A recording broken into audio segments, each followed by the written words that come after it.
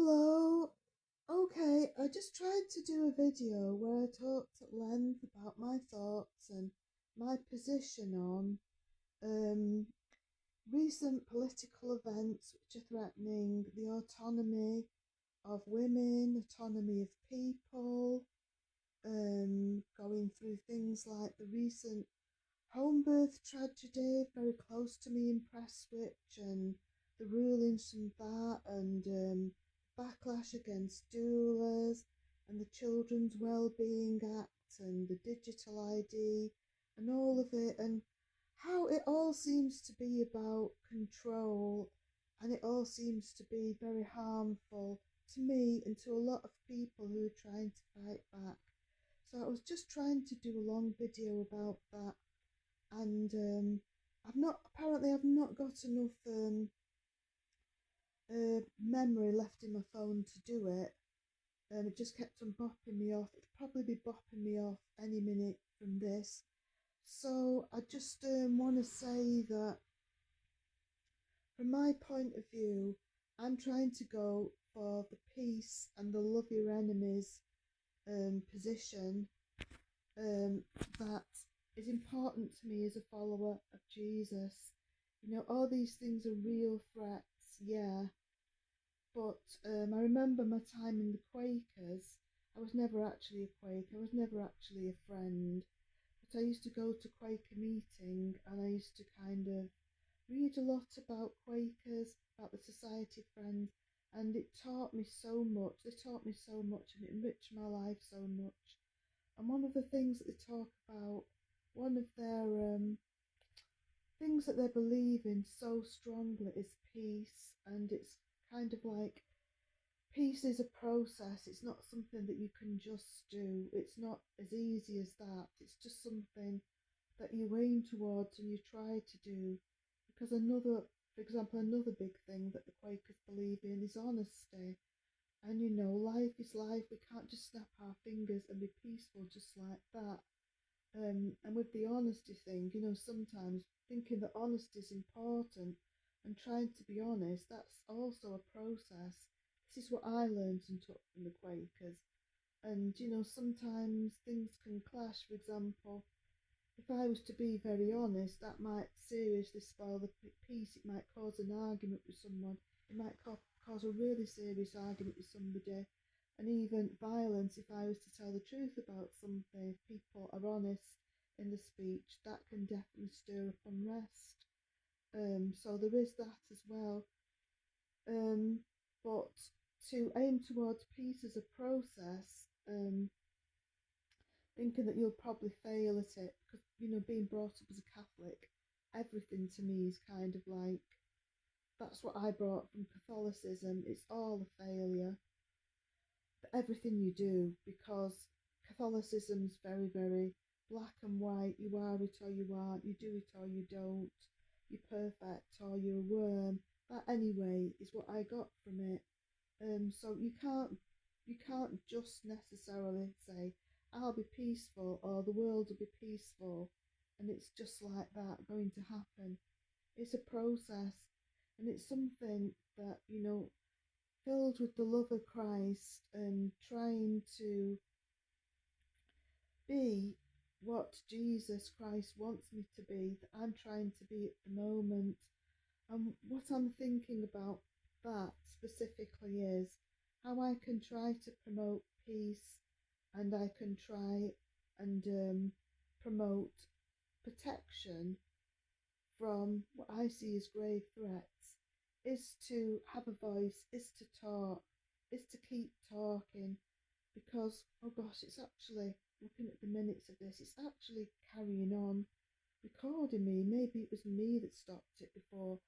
Yeah, at the moment, there is a spirit of violence everywhere, political unrest. There's things like the recent stabbings in the train. I didn't read about that much, but people are very, very uptight. People are feeling under threat. People are feeling not listened to. Not going into the reasons why, because this is a short video, but they are. And it's very, very easy to think, and I have often thought this, well, it doesn't matter how many letters I write whatever I say, however much I talk to people, they're just people that are so full of hatred towards me and people like me, so full of their own insecurities or whatever it is, that they cannot see they cannot see any way that they would want to treat us with respect and respect our rights. And I totally understand that. I mean, for years, writing to my MP about my concerns about things, I never even get so much as a courtesy reply to say that my letter's been received or anything, nothing whatsoever. It's impossible to get hold of on Facebook. This is Graham Stringer. All through life, I don't feel heard. But I think a big way towards peace is to try to be heard, and now more than ever, to try and write those letters to your MP, to try and get your MP to listen to you, whether it's about digital ID, the children's wellbeing bill, or whatever it is. I have like a Facebook friend on here who actually wrote to the trust about her concerns about the home birth tragedy in Bury recently, to try to be listened to. And I think that's the way to go. And we desperately need to do it now because there's laws coming in trying to control family life, trying to control people's lives. Digital ID, the Children's Wellbeing Act, and the backlash against doulas and against home birth that seems to be being facilitated by the courts. This is not paranoia on my part. You can go all through Facebook and see people with these views, and yeah, the way to deal with it is to just to try to talk, to keep on talking, to say, look, I'm here, this is what I think, I have rights, and yeah, and let other people see that you're there, and maybe those that don't understand a bit more. And at the end of the day, maybe it won't work, but in that case, we talk to each other. In that case, we turn round and we talk from a place of speaking as a Christian, from a place of love, of Christian love, and say, how can we help each other?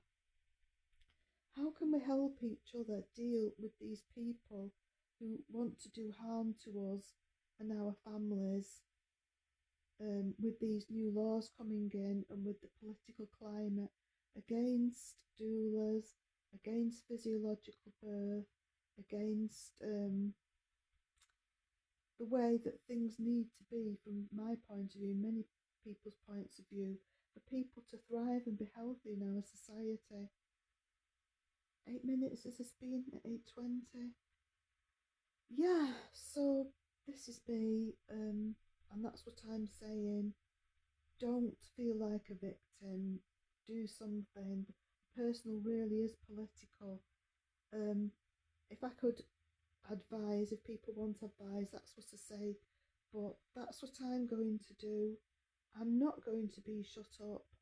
I've been in court recently and spoken my voice and got a good result, and I'd advise everyone to do that. Don't despair and think that everything's inevitable. Um, don't resort to violence.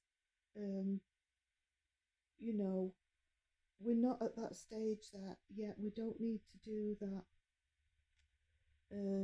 Fight through the right channels, and if we can't fight through the right channels because we're not being heard, and I think so much throughout this country, people are not being heard, not being listened to, not being cared about, and having the rights trampled over so much, and people are becoming more aware of this.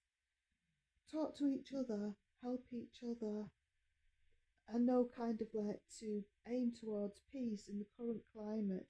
It seems almost an insult in a way with the way wars have been recently and all the damage that's already been done and can't be undone ever. With that going on, with the situation around the globe, as well as our situation in this country. But that's what I'm going to do. I'm going to try my best to fight for the good in the spirit of peace and love. And yes, I've always been a hippie, and I probably will die as one. Yeah. Love to you all out there. Jesus said, love your enemies. So if you're an enemy of mine, I'm trying hard to love you, and I always will. And I really appreciate my friends.